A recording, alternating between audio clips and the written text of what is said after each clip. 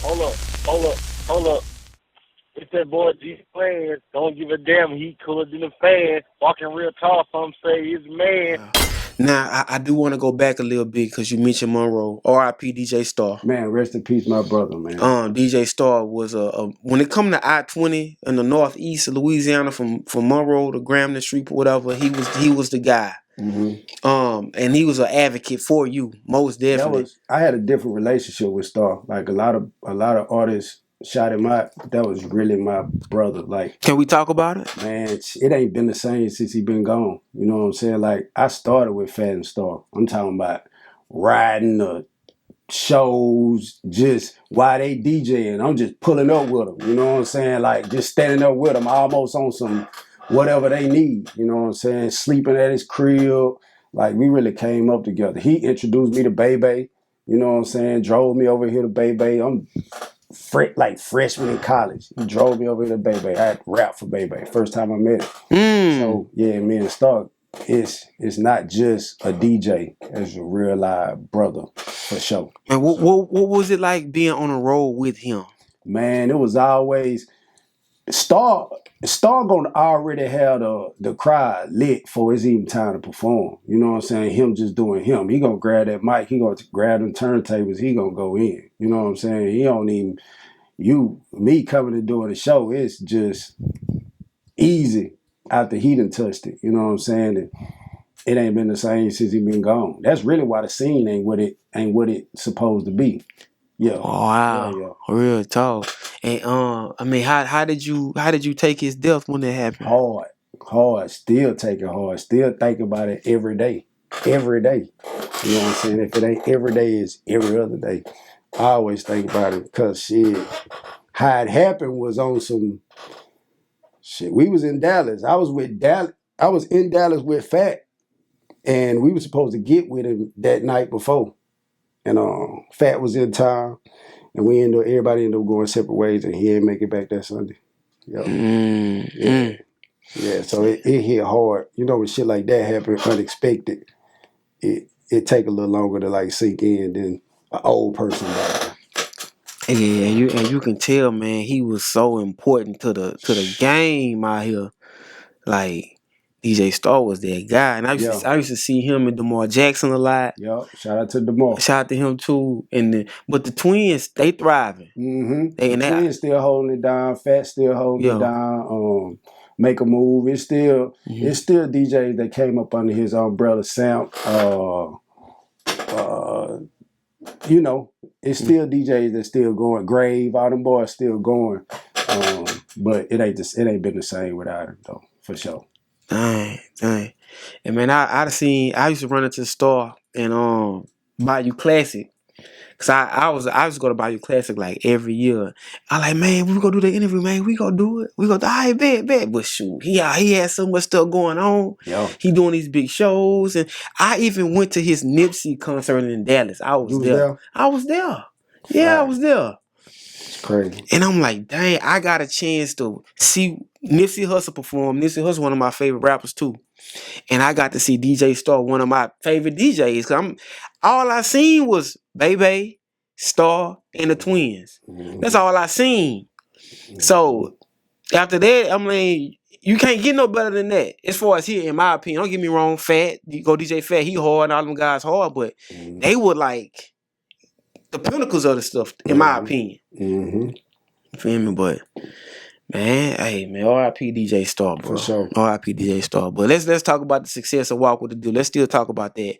You were in Dallas. And before we start running this camera, I was like, bro, I be in Dallas too. I was in Dallas today. I told you in the DM, I gotta go to Dallas. I'll be back in Shreveport Sunday. But it's something, the market in Dallas. I appreciate Dallas as a city. I like its good stuff going on, whatever. But the market just different. You said you were in Dallas for a while. Can you talk about moving there? Why you moved there? It's a bigger scene, you know what I'm saying? Then Dallas did like put me in the game first, put me, popped off the Walk with a deal. So I always got love for Dallas, and I know I got a lot of connections out there, you know what I'm saying? But they market they scene is different, you know what I'm saying? It's almost like for that city to be so damn big, it ain't got no like direction. You know what I'm saying? Everybody want to be the nigga, but that's them. You know what I'm saying? Shout out to Dallas, but Dallas you gonna always be able to get some money out there. Oh, most definitely, they most gonna definitely. always have some shit going. And because when I think about Dallas royalty, I think about the row. Fire, yeah. Shout out to the row. I think about, you know, even the GS boy, the Stanky Leg record, it was going crazy. You know what I'm saying? Paper Chasers. Yep. All these guys at the time, even with you included, with the walk with the they was at their all time high. You ask me, Frankie was going crazy back then. Yep. I mean, I'm pretty sure. Y'all ever have shows together and stuff like that? I always had shows together at the big. You'd be at a big club and then be at a hood spot with them always. And I was always the outside, the Louisiana nigga coming in. So, it was love, but it was always like we go over here. You know what I'm saying? I had a different relationship with DeRoe because we had the same manager at one point. So DeRoe was always tapped in, but it used to be a lot of shows. Hell yeah, a lot of shows. A lot of loaded nights, a lot of shows. They used to party back then though. Most definitely. They used to party. Hell yeah. And you know they fuck with Louisiana. Most definitely. Yeah. They love us everywhere. For sure. Everywhere. Yeah. Not just everywhere. For sure. Can you talk about a show back then with those people? Like how would it be? The energy, how it felt? Man, they used to have a club downtown. I can't remember the name. And see, that was like the first time I was doing shows in a big city like that, coming from like not really holding the wall, but like Domino's and Monroe was like the biggest, Domino's, like the biggest club that I had performed at. So going out there, man, that shit used to be crazy. You had Mexicans partying with white boys, partying with niggas. It used to be just all type of different, you know what I'm saying, all type of different women, all type of different dances, all type of, you know, it used to be live. It still is that way. You go out there, you might be partying with anybody, you know what I'm saying? So Dallas really the scene that showed me like next level. You can go in a club where it's 1,000 people in that bitch, you know? Yeah. 1,000. It's like when you come to Dallas, man, cause I was in there. I used to go to the latex parties. Yeah. I used to go to Club Flow. Yeah. I used to go to Club Cirque.